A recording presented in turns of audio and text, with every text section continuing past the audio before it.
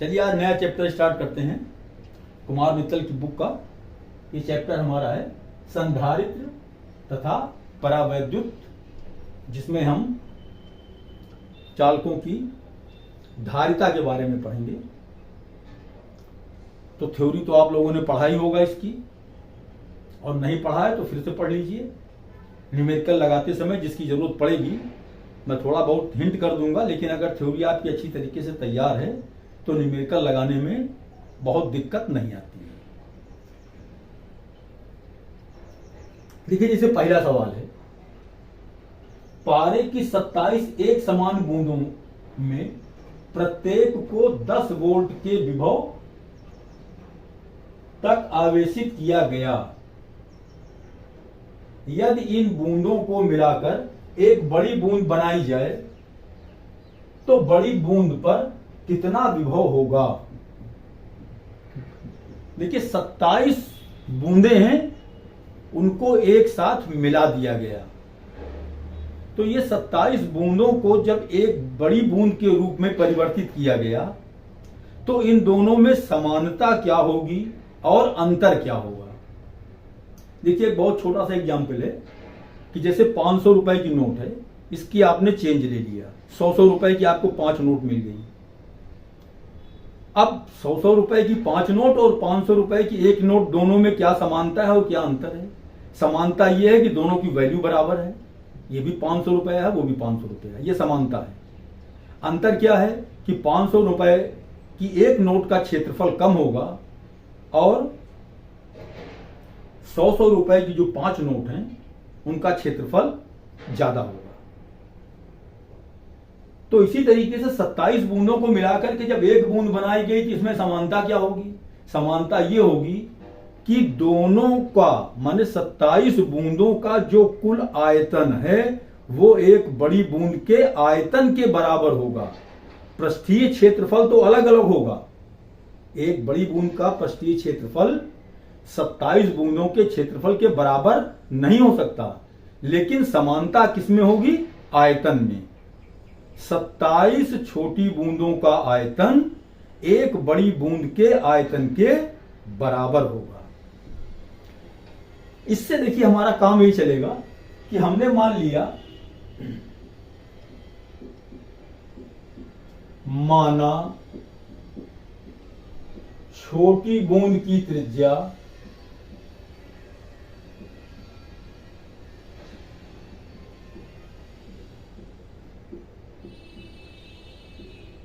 Small are है और बड़ी बूंद की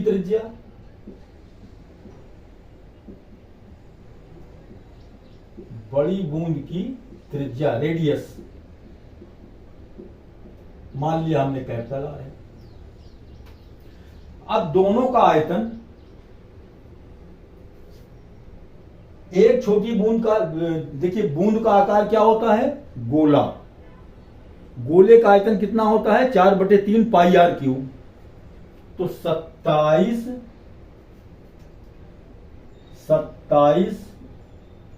छोटी बूंदों का आयतन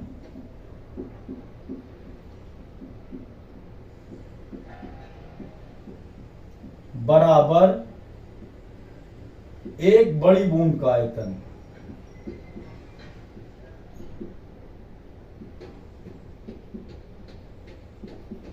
देखिए, 27 छोटी बूंदों का जो कुल आयतन होगा वो एक बड़ी बूंद के आयतन के बराबर होगा।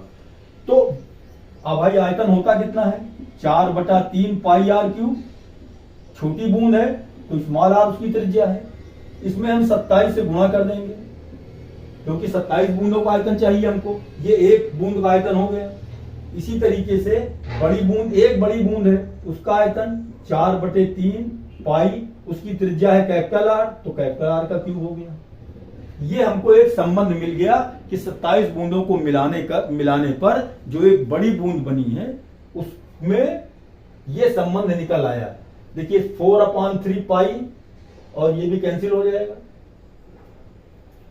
इसको हम लिख सकते हैं, 27 को लिख सकते हैं 3 के ऊपर घात 3, ये r क्यूब लिखा हुआ है, is equal to capital R cube.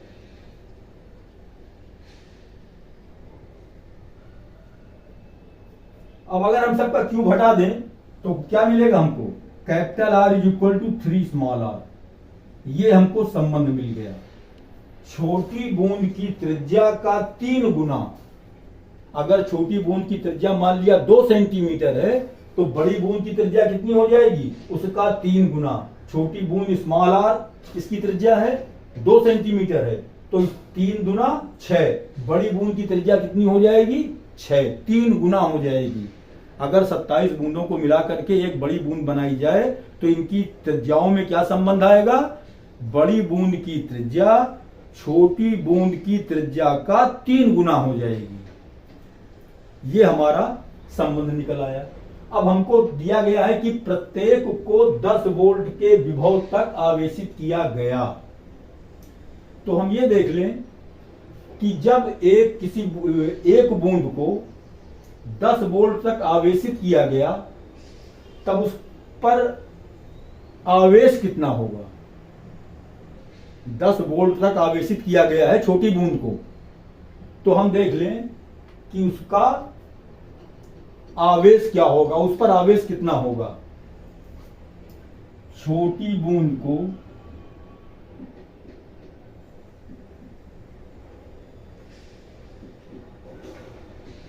10 volt तक आवेशित करने में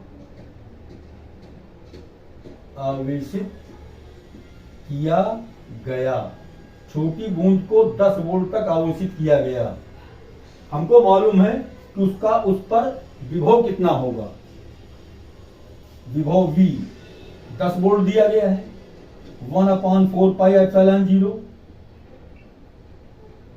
गुणे आवेश मान लिया हमने उस पर Q है और त्रिज्या तो उसकी स्मॉल आ रही है। भाई V बराबर क्या होता है, 1/4 pi epsilon 0 Q upon R। अरे ये देखिए, ये मान लीजिए कोई ये छोटी बूंद है, ये इसकी त्रिज्या स्मॉल r है, इसका विभव दे दिया गया है 10 वोल्ट, V बराबर 10 वोल्ट। तो इस पर आवेश कितना होगा, आवेश हम इससे निकाल लें।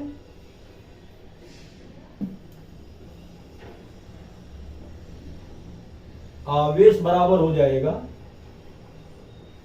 देखिए 4 पाई एप्सिलॉन 0 ट्रांसफर कर देंगे इस तरफ, V का मान कितना है 10 वोल्ट बराबर इसका भी चलिए मान रख दीजिए 9 into 10 to the power 9 into Q upon R। ये हमारा एक समीकरण बन गया, ये हमारा एक समीकरण बन गया। छोटी बूंद पर आवेश हमने मान लिया है Q। देखिए बड़ी बूंद के लिए, बड़ी बूंद पर विभव पूछा है उसने, बड़ी बूंद पर विभव V बराबर क्या होगा 1/4 पाई एप्सिलॉन 0। बड़ी बूंद पर आवेश यहां लिख देते हैं, बड़ी बूंद पर आवेश बटे बड़ी बूंद की त्रिज्या।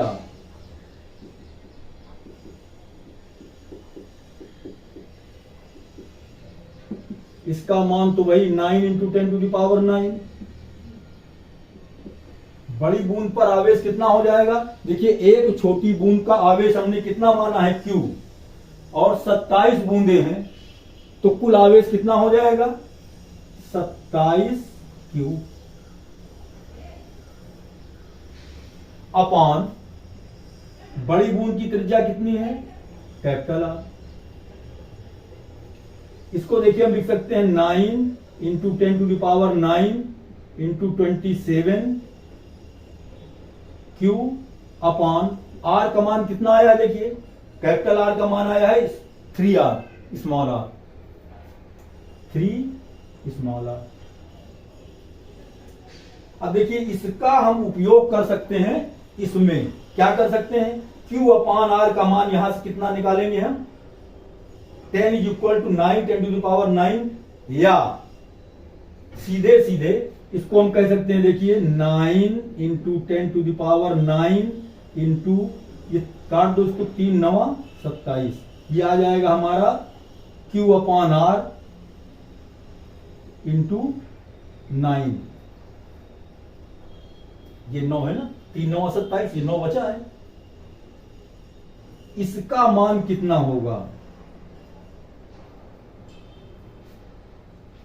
9 into 10⁹9 into Q/R, 9 into 10⁹9 into Q/R, इसका मान 10 लिखा हुआ सीधे सीधे। यहां हम लिखेंगे 10 गुणे 9। ये V का मान आ रहा है। V क्या है? बड़ी बूंद पर विभव बराबर 90 वोल्ट आ गया। यही आपका आंसर होगा। अब ये आपको लिखना पड़ेगा समीकरण नंबर 1 से। ये मान जो रखा है हमने, कहां से रखा है? समीकरण। देखिए हमारा काम समझाना है, सिस्टमेटिक लिखना काम आपका है। मैं एक एक लाइन आपको समझा देता हूं, इसीलिए ये 9 इंटू 10⁹9 समीकरण 1 से 9 इंटू 10⁹9 इंटू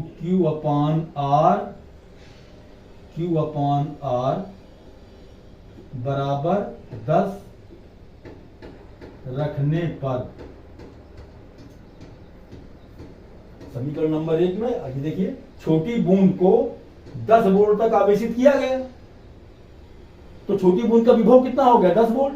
विभव V बराबर 10 वोल्ट। 1/4πε0 का मान 9 10⁹9 Q/R। Q क्या है?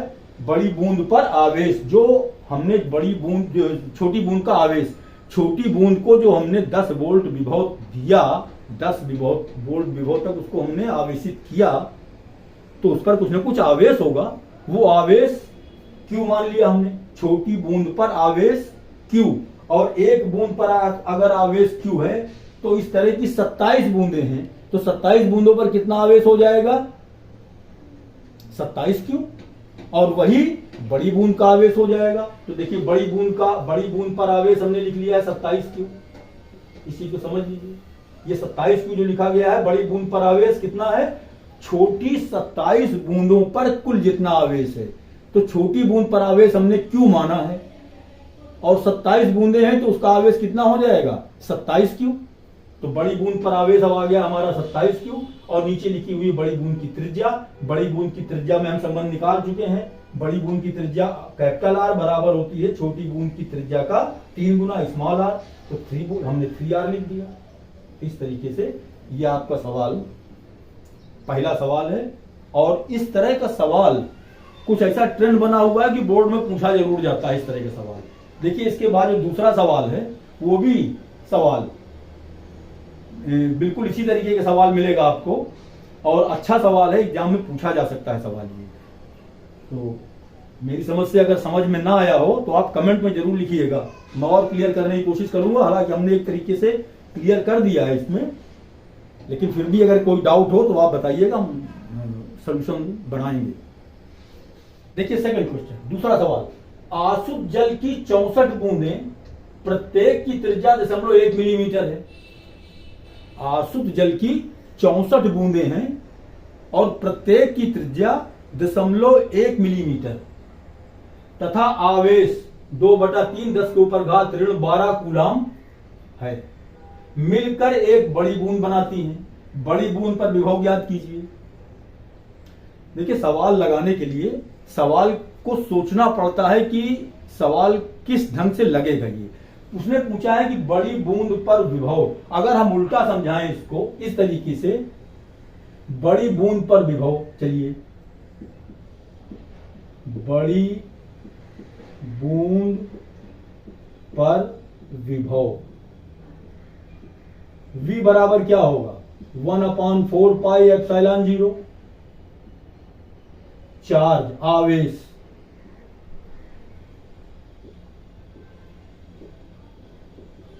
अपॉन रेडियस, त्रिज्या।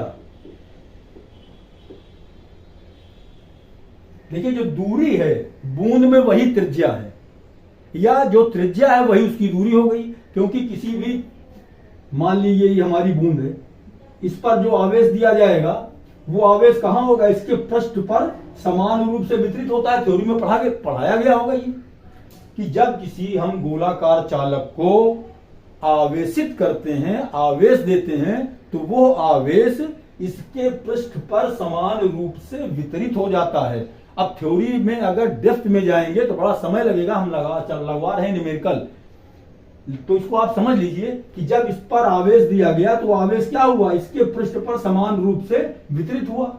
चलिए आवेश, तो जब आवेश होगा तो उसके कारण वैद्युत क्षेत्र होगा, और जब वैद्युत क्षेत्र होगा तो वैद्युत क्षेत्र की दिशा होगी।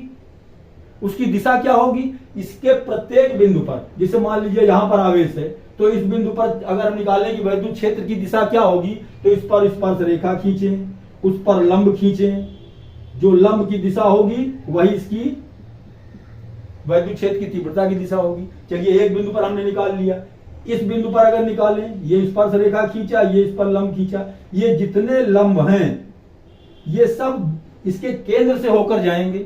इस बिंदु पर अगर हम निकालें, ये स्पर्श रेखा हो गई, ये इस पर लंब हो गया। इस बिंदु पर निकाले, ये स्पर्श रेखा हो गई, ये लंब हो गया। इस बिंदु पर निकाले, ये स्पर्श रेखा हो गई, ये लंब हो गया। तो हम ये मान लेते हैं कि जो आवेश इसके पृष्ठ पर वितरित हुआ है वो आवेश इसके केंद्र O पर रखा हुआ, कोई हमने मान लिया वो, तो जो आवेश यहां पर Q था, प्लस Q आवेश, अब वो प्लस Q आवेश यहां केंद्र पर आ गया। अब अगर इसके पृष्ठ पर हम विभव निकालें तो दूरी क्या होगी, इसकी त्रिज्या तो होगी दूरी। आवेश यहां मान लिया हमने, जो Q इसके पृष्ठ पर था वो आवेश कहां है, इसके केंद्र पर है। अब केंद्र से पृष्ठ की दूरी कितनी होगी, ये इसकी त्रिज्या के बराबर। तो जहां दूरी लिखी जाएगी वहां क्या लिखेंगे हम, त्रिज्या। अभी यही दूरी को यहां पर त्रिज्या लिख दिया गया, बस इतना फर्क है। अब देखिए, इतना अगर हमको मालूम है कि हमको निकालना है बड़ी बूंद का विभव, बड़ी बूंद पर विभव कितना होगा, तो V बराबर ये। अब इसमें हमको क्या चीज नहीं मालूम ये देखना है। ये तो हमारा कांस्टेंट 9 है, इससे तो कोई मतलब नहीं है। चार्ज आवेश, बड़ी बूंद पर आवेश कितना है, तो भाई देखिए किसको, बड़ी बूंद बनी कैसे है, 64 छोटी बूंदे हैं, इनको मिलाकर के बनाया गया है बड़ी बूंद। और एक बूंद पर आवेश 2/3 10 के ऊपर घात ऋण 12 कूलाम है, तो 64 बूंदों पर आवेश कितना हो जाएगा, 64 छोटी बूंदों पर आवेश, बूंदों पर आवेश चार्ज कितना हो जाएगा, 64 गुणा 2/3 गुणा 10 के ऊपर घात ऋण 12 कूलाम। भाई एक बूंद पर आवेश कितना है, 2/3 10 के ऊपर घात ऋण 12, ये एक बूंद का आवेश है। ये हमने 64 से गुणा कर दिया तो 64 बूंदों पर आवेश आ गया। इन्हीं 64 बूंदों को मिलाकर के एक बड़ी बूंद बनाई गई है, तो इसका मतलब बड़ी बूंद पर भी यही आवेश होगा। अब बड़ी बूंद का आवेश तो हमको मालूम हो गया, बड़ी बूंद की त्रिज्या नहीं मालूम, त्रिज्या निकालना पड़ेगा। त्रिज्या कैसे निकाली जाएगी, जो इसका छोटी बूंद की त्रिज्या दी गई है 0.1 मिलीमीटर। अब 64 बूंदों को मिलाकर के जब बड़ी एक बूंद बनाई गई तो 64 बूंदों का आयतन बराबर एक बड़ी बूंद का आयतन। 64 छोटी बूंदों का आयतन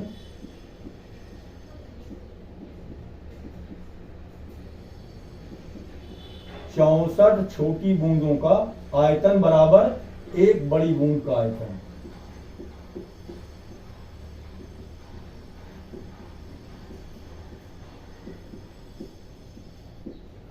अब 64 छोटी बूंद, 64 गुणा एक छोटी बूंद का आयतन क्या होगा, 4/3 पाई आर क्यूब। अब देखिए ये मैं समझा रहा हूं आपको, सब इस तरीके से नहीं, आपको लगाना इस तरीके से थोड़ी है, आपको तो लिखना पड़ेगा। माना छोटी बूंद की त्रिज्या स्मॉल आर है, बड़ी बूंद की त्रिज्या कैपिटल आर है। छोटी बूंद की त्रिज्या स्मॉल आर बराबर 0.1 मिलीमीटर है, इसको मीटर में कन्वर्ट करेंगे, 10⁻³ से गुणा करेंगे। एक बूंद पर आवेश ये दिया है आपको, लिख करके ये सारी चीजें लिखना पड़ेगा। आप जो गिवन दिया गया है सवाल में वो लिखा जाता है ना, तो लिखना पड़ेगा कि एक छोटी बूंद पर आवेश 2/3 10 के ऊपर घात ऋण 12 कूलम। तो 64 छोटी बूंदों पर कुल आवेश कितना हो जाएगा, ये जो हमने निकाला है ये निकालना पड़ेगा यहाँ पर। और हम तो ये समझा रहे हैं कि आप समझिए सवाल को, खुद लगाइए। 64 छोटी बूंदों का आयतन, इसका मतलब एक छोटी बूंद का आयतन 4/3 पाई आर क्यूब। तो 64 से गुणा कर देंगे, 64 छोटी बूंदों का आयतन हो गया। बड़ी बूंद का आयतन, फार्मूला तो वही रहेगा 4/3 पाई त्रिज्या का क्यूब। त्रिज्या क्या है, बड़ी बूंद की त्रिज्या कैपिटल आर है। अब हमने कहीं लिखा नहीं तो आपको लिखना पड़ेगा, माना छोटी बूंद की त्रिज्या स्मॉल आर, बड़ी बूंद की त्रिज्या कैपिटल आर। अब इसमें संबंध क्या निकला देखिए, ये 4/3 पाई से 4/3 पाई कैंसिल हो जाएगा। 64 को हम लिखेंगे आर का क्यूब 4 का क्यूब, 64 को 4 का क्यूब लिख देंगे, 4 चौको 16 चौको 64 बराबर कैपिटल आर क्यूब। सबका क्यूब हट जाएगा तो कैपिटल आर बराबर क्या आएगा 4r। ये हमको संबंध मालूम हो गया। अब अगर ये संबंध मालूम हो गया तो कैपिटल आर बराबर क्या होगा 4 इंटू स्मॉल आर का मान दिया गया है सवाल में 0.1 मिलीमीटर। हम यहां रख देंगे इसको 0.1 मिलीमीटर है, 10⁻³ से कर दिया गुणा, तो ये हमारा बन गया मीटर। अब कैपिटल आर का मान कितना आया 4 इंटू 10⁻, ये दशमलव हटा देंगे तो ये हमारा हो जाएगा -4। ये 0.1 हट गया। अब ये हटता कैसे है, ये प्रैक्टिस आपको करना पड़ेगा। हमने इसमें 10 से गुणा किया, 10 से गुणा किया दशमलव हट जाएगा, और 10 से भाग दिया तो वो 10 ऊपर जाएगा -1 हो जाएगा, तो -3 और -1 क्या हो जाएगा -4। बस कैपिटल आर का मान देखिए ये निकल आया त्रिज्या।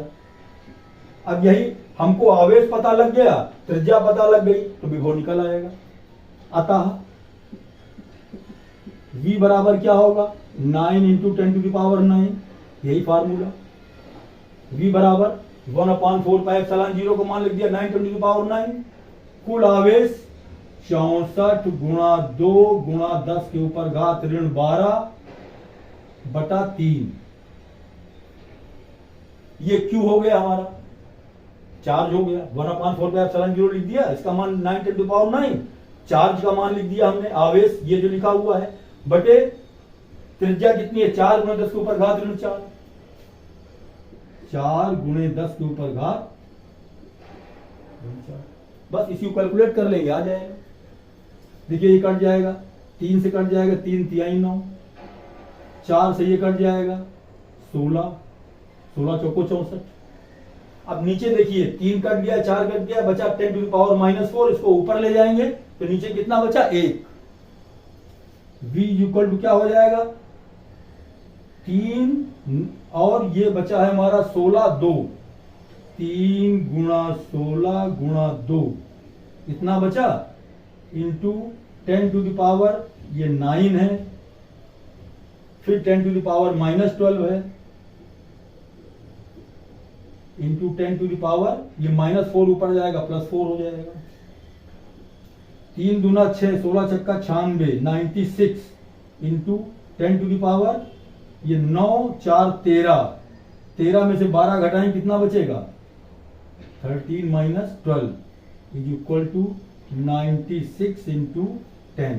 12 में से 13 में से 12 घटाएंगे 1 बचेगा, 10 आएगा, 10 के ऊपर घात 1 बराबर कितना आ जाएगा ये 960 वोल्ट।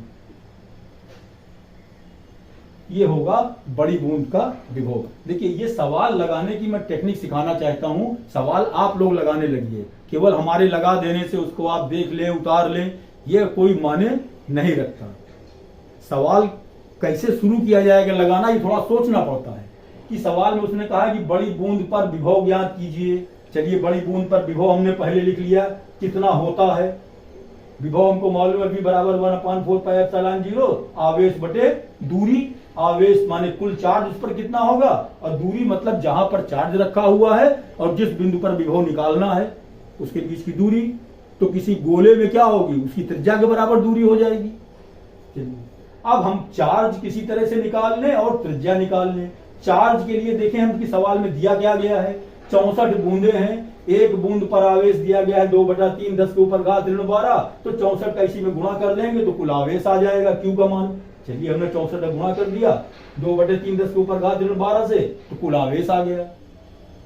बचा त्रिज्या निकालना। त्रिज्या जो 0.1 मिलीमीटर त्रिज्या दी गई है छोटी वाली बूंद की, उसका उपयोग करेंगे इस सिद्धांत पर कि 64 बूंदों को मिलाकर के जब एक बड़ी बूंद बनाई गई तो 64 बूंदों का आयतन और एक बड़ी बूंद का आयतन दोनों बराबर होगा।